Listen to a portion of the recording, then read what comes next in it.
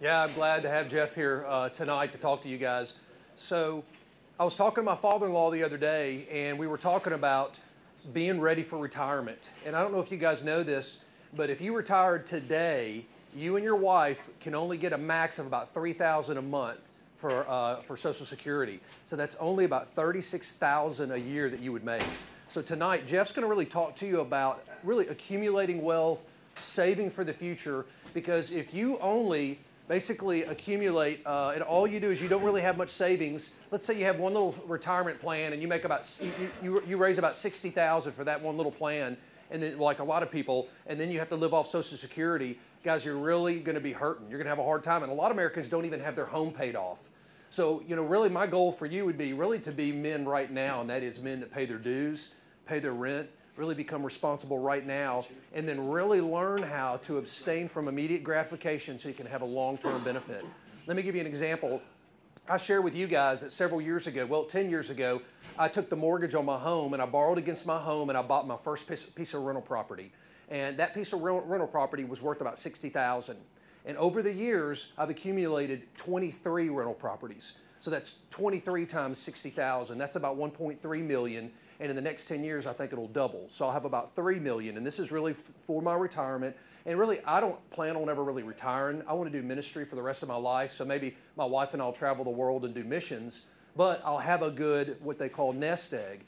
What Jeff's going to do is he's going to talk to you about really preparing for the future, because very few Americans do that. So I want to go ahead and bring Jeff up, and maybe he can talk to you a little bit about what he has to deal with in the Groves, because he's over all the Grove. Matter of fact, the reason Ole Miss has been the #1 most beautiful campus now for really like the last 2 years in a row is because of Jeff and his team. So really, I'm glad he's going to be here and talk to us. So Jeff? Thanks, man. Yeah, you bet, man. All right, great. How's everybody doing? Good. Am I keeping y'all from studying tonight? No? Are you good? All right. Glad all y'all are here. I do the landscaping here on campus. I think I actually got to meet one of y'all a couple of weeks ago.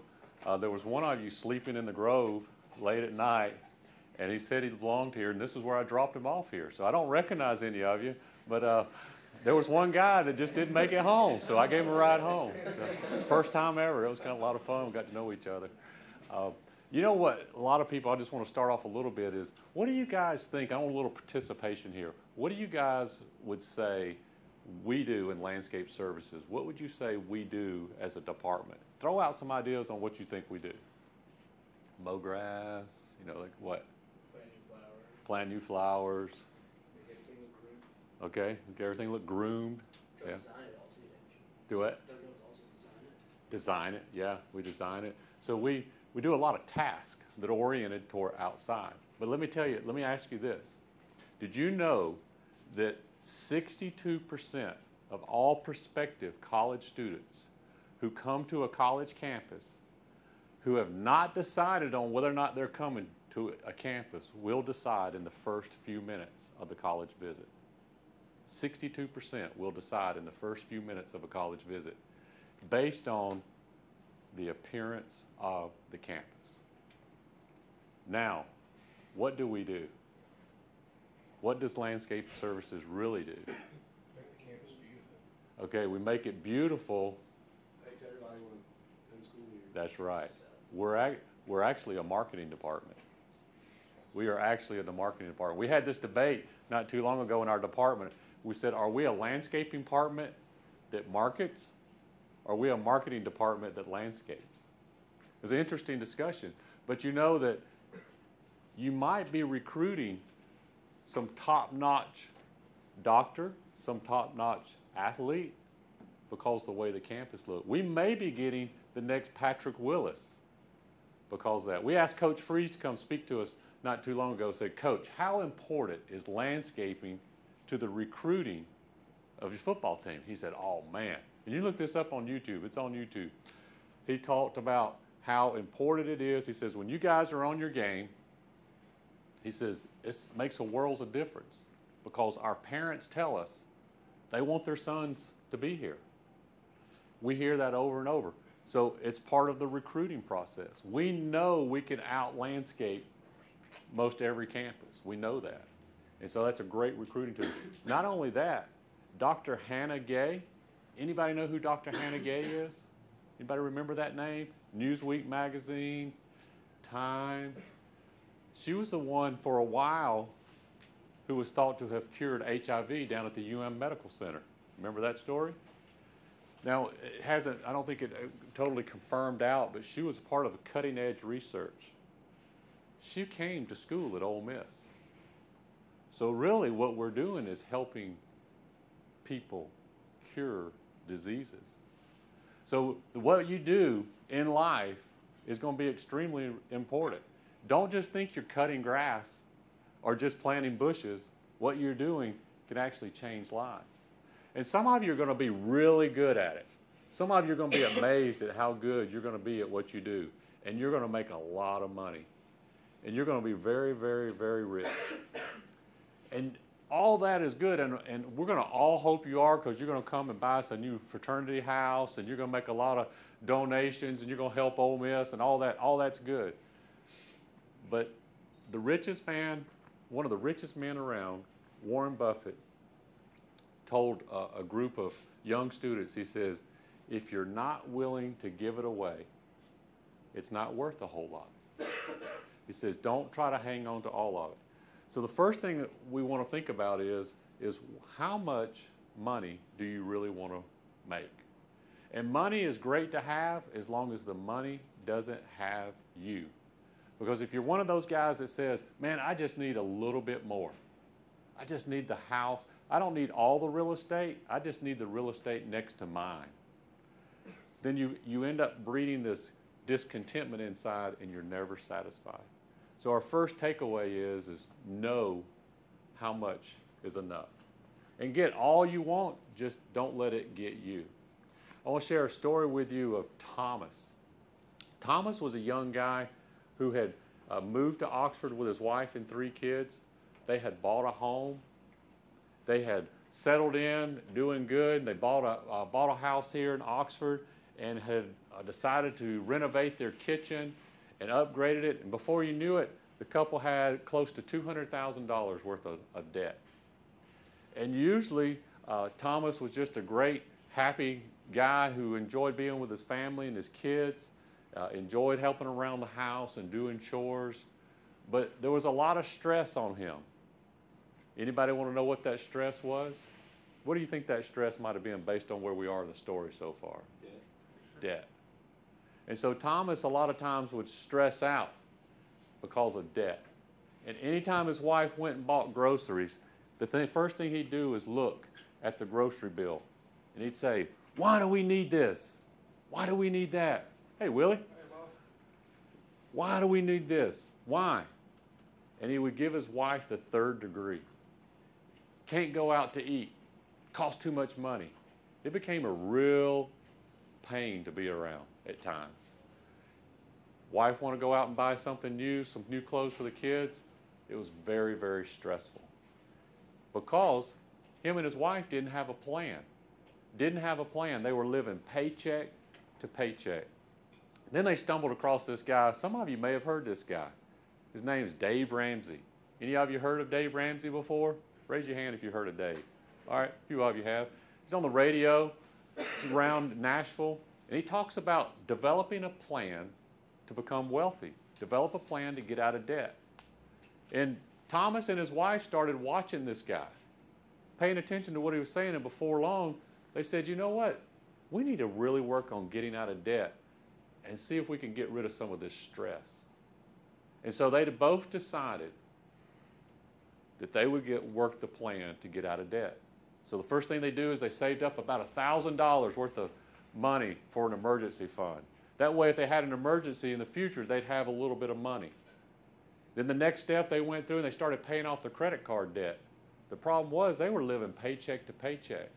And they had a almost 20% credit card debt. And it's hard to shovel out of a hole that's getting deeper and deeper.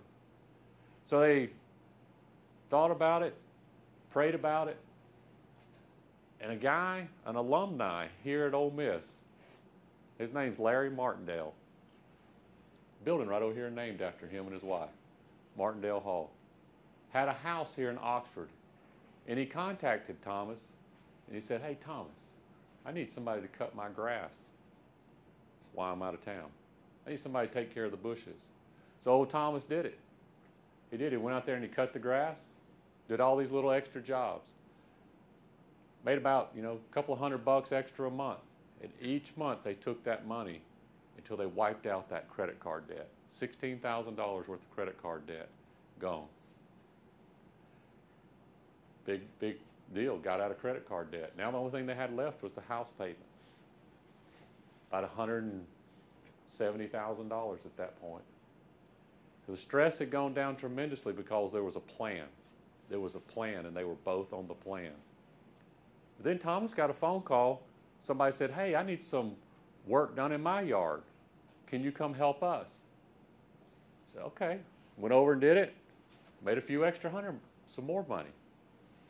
Somebody else called. Thomas, I need some more work done. I heard you did a pretty good job. Can you come do my yard? Okay. Before you knew it, Thomas is doing several yards around part-time on Saturdays and after his full-time job. Before long, after 5 years of doing this, Thomas and his wife have paid off the house. Paid off the house. $170,000 gone. That's pretty good. But Thomas's wife years earlier had said, hey, if we pay off the house, if I agree to do everything I can and we pay off the house, let's get a swimming pool. Let's treat ourselves to a swimming pool. And Thomas said, if we can pay cash for it, we'll do it. So right after they paid off the house, they started saving for a swimming pool, and they got a pool several months later. Then they started saving for college for the kids and doing a retirement plan. They had a plan. And you guess what happened to the marriage? The marriage got better. Guess what left the marriage? The stress. A lot of the stress and the fun came back. They had a plan. And the reason I know the story so well is because Thomas was me. Jeffrey Thomas McManus. That was my story. Have a plan. It's really easy to have a plan by yourself when you're single, but most of y'all are going to get married. Most of you are going to get married probably in the next 5, 10 years.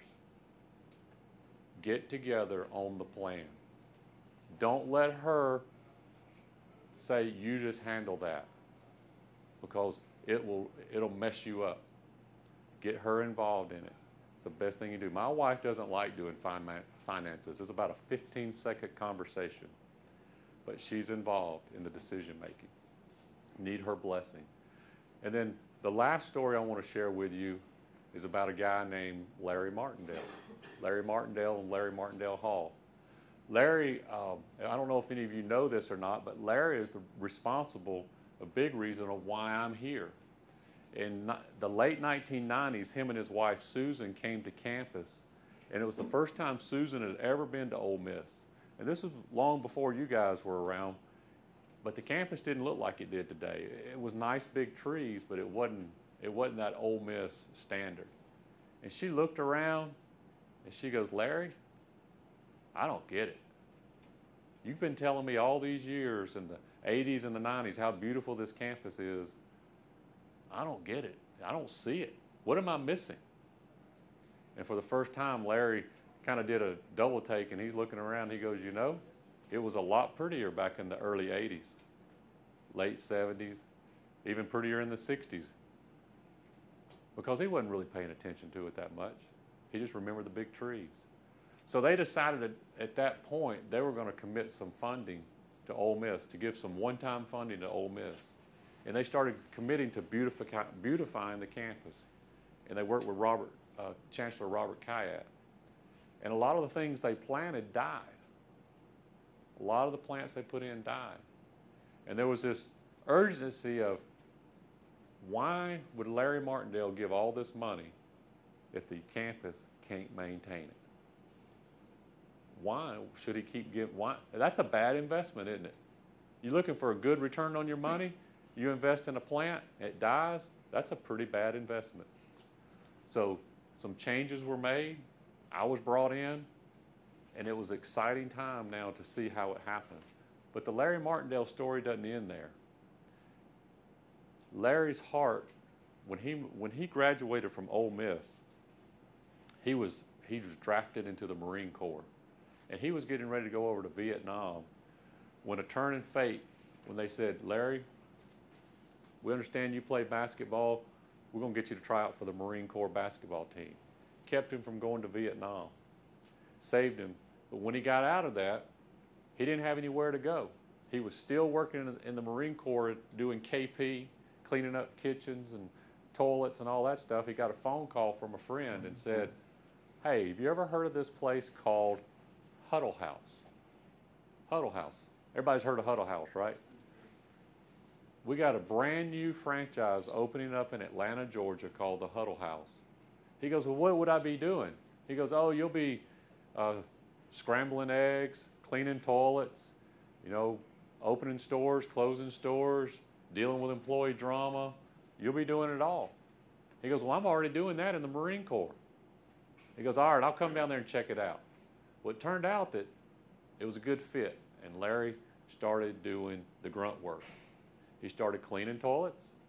He was managing people. He was mopping floors. And the guy who had invited him to come owned 30 Huddle Houses. He said, hey, Larry, I want to talk to you about running all 30 of my stores. So he did. Then the guy invests into some hotels, ends up buying 30 Holiday Inns. He goes, Larry, this is a couple of years later, Larry, I need you to run some of these Holiday Inns for me. Matter of fact, I need you to run them all. Larry said, that'd be great, I'll do that, but I have no idea how to run a hotel. He goes, it's totally different than the restaurant business. The guy goes, no, you scramble eggs in one and you make beds in the other. It's all about dealing with people. He goes, okay, I'll try it, but who's going to run the Huddle Houses when I go run the hotels? And he goes, oh, you are. You're going to do both. So he did them both. And what Larry tells the story, it's all about developing people, working with people and developing people. And through that, Larry had this passion to start giving away money and to start helping others. And when he did, that's part of why he gave the money away to Ole Miss.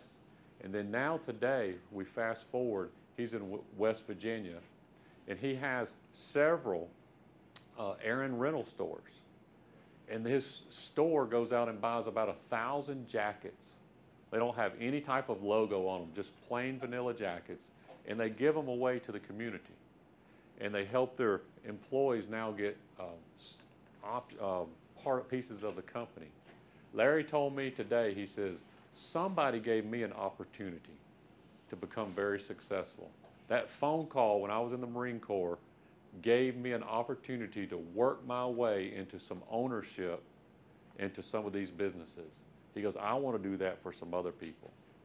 You never know the relationships you make, but don't look at relationships as using. You want to get to know me because I can help you. Look at relationships as how I can serve you, how we can serve one another. Larry had no promises that he was going to be an owner and own Ritz-Carlton hotels and Holiday Inns, but he worked his rear end off, and he built that sweat equity in it, and he got a piece of the company. And through that, he's given others opportunities to grow. He's given Ole Miss the opportunity to become very successful in landscaping and recruiting. So make sure you think about others as you're becoming more successful.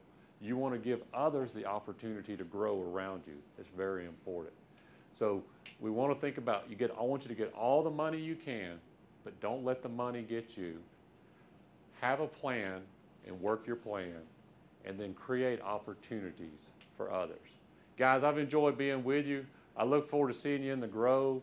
I know y'all are the group that's always got that clean, tidy spot right in the middle of all that chaos, and I appreciate how y'all keep your area tight and clean. And thank y'all for what you do for Ole Miss. You're part of the ambassadors that go out and represent us. Appreciate the fact that you act like professionals and good young men that you are. We have this one thing at the end of landscape services, after the end of each meeting. We yell, landscape on 3. 1, 2, 3. Landscape. Y'all think y'all can do that with me? Okay. All right, but you got to stand up. But you got to stand up. Okay, sorry, I might make you stand up. Now, really, what we have, y'all gonna really think this is, do y'all have a creed or anything y'all say? Like a fraternity creed? Now, y'all gonna really think this is nuts, but we have a landscaper's creed in ours, and you can go online, you can see it, but it's about an 8-10 line thing. I won't make y'all say that tonight, but we're gonna pretend like it's at the end of our creed. We say, I am a landscape rebel. Okay, so first thing we're going to say is, I am a landscape rebel. Then I'm going to go landscape on 3. 1, 2, and then I'm going to need a fist pump in there. Landscape, okay? All right, so the first thing we're going to yell, I am a landscape rebel. Ready? 1, 2, 3. I am a landscape rebel. Landscape on 3. 1, 2, 3. Landscape. All right, give yourself a hand. Good job. Okay, yeah, so Isaac said, what was some of the fun stuff you picking up? So how much garbage do you guys think we haul out of the Grove each game? A lot's right. 5,000 pounds. 5,000 pounds, not even close, yeah. But that's a good guess. All right, so one of, you know those big dumpsters we park up there in the way of everybody and kind of weird? We have to use those to get everything out of there. One of those dumpsters, fully packed, weighs 3 tons, okay? So most games, when we weren't winning a lot of games, we would haul off about 60 tons. So that'd be about 20 dumpsters or so. That 60 tons about average. You know, toward the end of Nutt's career here, we were hauling out, 40 tons and stuff. This last ball game, I think we only hauled off about 40 tons. Early game, kind of cold, not a lot of people there. Texas was a huge game. How many of you came to the Texas game? That's back when y'all were probably, most of you weren't, maybe not even here, a couple of years ago. Texas was 87 tons. That's like more than a space shuttle weighs. Well, Alabama game this year was the record setter at 90 tons. So we hauled out 90 tons. The funniest thing that I've seen out there in the Grove so far, besides one of your brothers, is when it rains, you can guarantee there's going to be at least a couple of pair of high heel shoes left out there. And I quit wearing high heels, so they don't do me any good anymore. So yeah. All right, that's it, man. All right, man. Good to see you. Appreciate it. Thanks.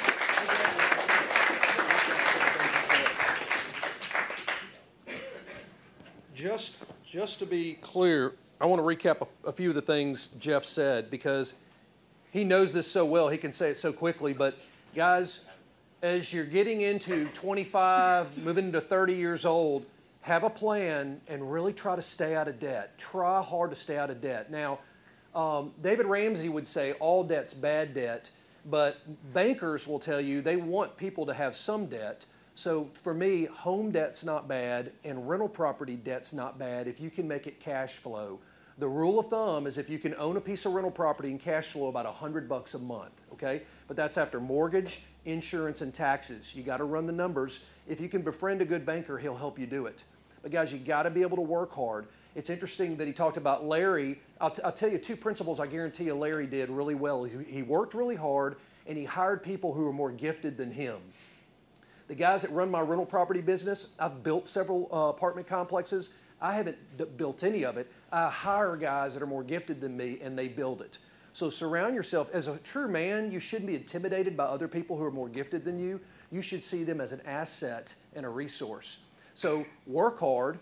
I own about 40 commodes between all my properties, and I bet you I've cleaned and worked on every one of those commodes over the years because I work hard. That's called sweat equity, as he talked about. You need to be willing to do that. Have a plan, and then one thing I will say about Jeff is money is not his highest priority, even though he's been very successful. You notice how he succeeded is he had a side job that he worked hard on.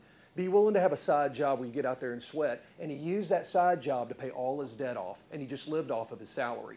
But the thing that I like about Jeff the most, and I know him really well because our boys play football together, is Jeff loves God first, then his family, and then finances.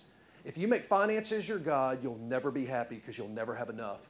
But it's love God first, love your family, serve in the community, and then, man, figure out how much money you need to make, and then make goals. And man, my desire for you guys is that you do well, that you're successful. My banker, who I was hoping to have come in here, and he may come in here and help us lead one of the Bible studies one week, his name's Ben Bolton. He's right over there on one of those composites, but he's one of the most successful bankers in here, and he's one of the reasons I've been able to accumulate wealth. So an SAE has really reached out and helped me a lot. So, well, listen, we're going to let you guys go.